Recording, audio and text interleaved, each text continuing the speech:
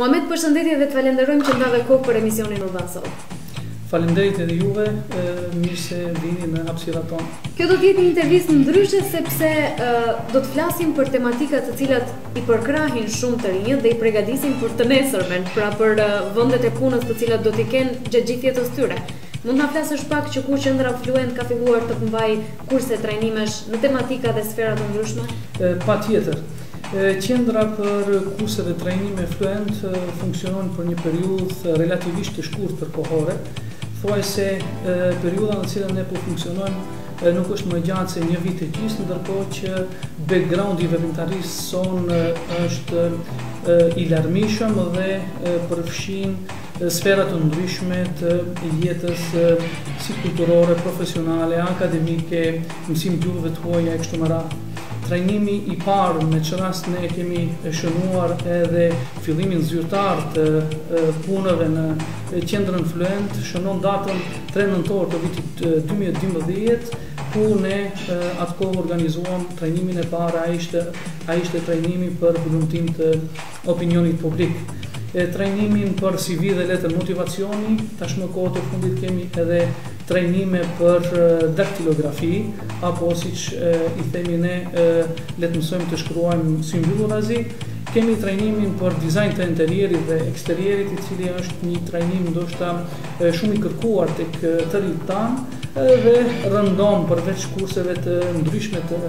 gjuhëve të huaja, kemi pasur edhe trajnime të cilët kanë pasur të bëjnë me informatik, web design, dizajn kështu në përgjithësi, Photoshop i kështu me radhë, dhe në atë sferën ndoshta pak më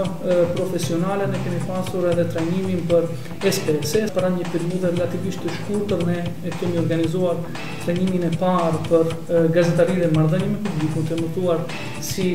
trajnimi i parë semestral i Fluent, me që rast i njëjti na ka motivuar që të organizojmë edhe trajnimet e tjera, siç ishte edhe hapja solemne e trajnimit të cilin patëm rast sot ta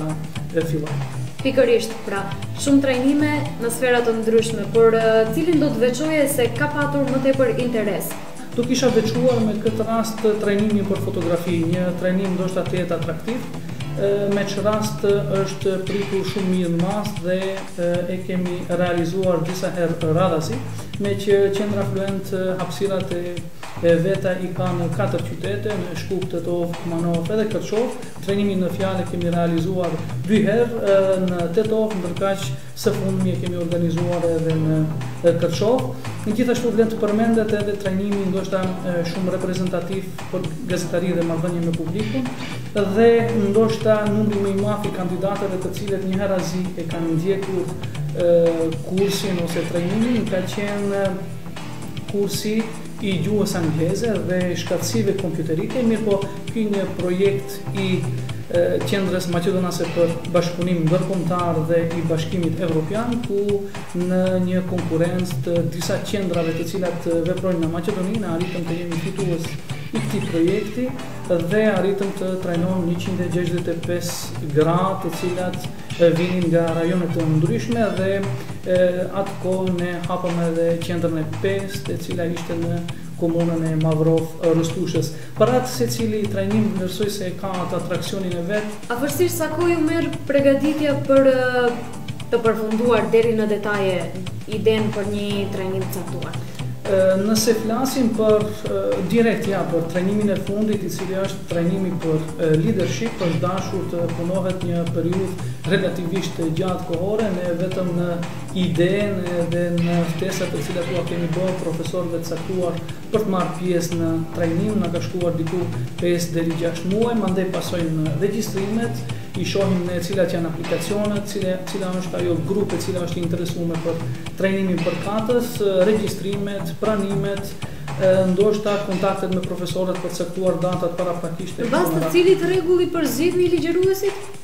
Ndoshta tek ne më tepër vlen parimi meritokracisë. Shumë herë bisedojmë me gjithë secilin se ndoshta në sferën akademike kemi kuantitet, kemi sasi, mirë po kualiteti rëndom rrallë gjendet, edhe kohët e fundit ne duke u bazuar në këtë princip, edhe në trajnimin fjalë, trajnimin për leadership,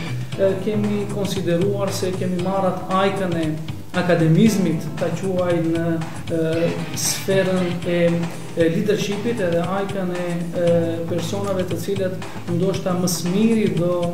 t'ishin kompetent për të ligjëruar në sferën përkatëse dhe kemi arritur kështu të kemi në Fluent në module të cilët ato do i ligjërojnë personat ndoshta më me emër të këtij nënqielli, të cilët ndoshta po them edhe në këtë formë asnjë katedër universitare nuk i ka top të gjithë së bashku. Ndër individët e përfshirë në trajnime të cilat i cekëm deri më tani, mund na cekësh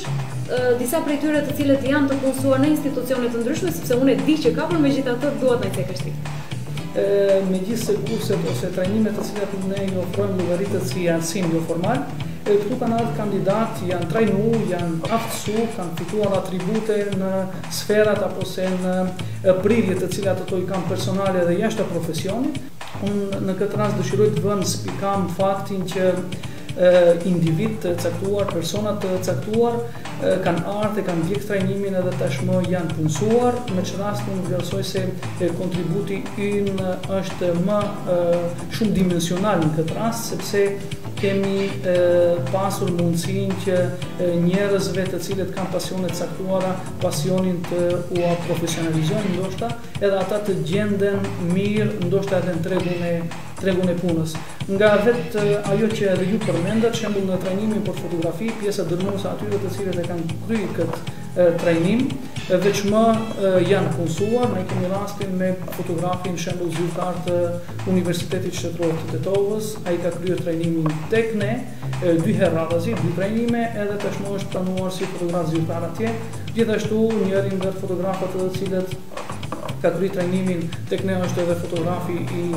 zyrtari i komunës të Tetovës, disa tjerë kanë hapë fotostudio, të tjerë merren me fotografimet të solemniteteve ose ahengjeve, me që rast fotografojnë profesionalisht, apo se veçmë janë pjesë e fotostudiove të cilët gjenden në rrethin tonë. Kaq na premton koha, unë shpresoj që ju do të keni punë të mbarë dhe më tutje, sepse është për t'u admiruar kontributi që jepni dhe ndihma që jepni të rinjve për të siguruar një vend pune në këtë krizë që momentalisht në fakt na ka ngërthyer. Ju dëshiroj sukses dhe faleminderit edhe një herë që ishit pjesë e emisionit. Shumë faleminderit që ndajtet nga koha juaj, unë çmoj shumë kontributin tuaj që jepni në sensibilizimin e masës për të informuar shoqërinë tonë për ngjarjet të cilat ndodhin tek ne dhe ju dëshiroj që të keni suksese gjithnjë më të larta në punën tuaj profesionale. Faleminderit.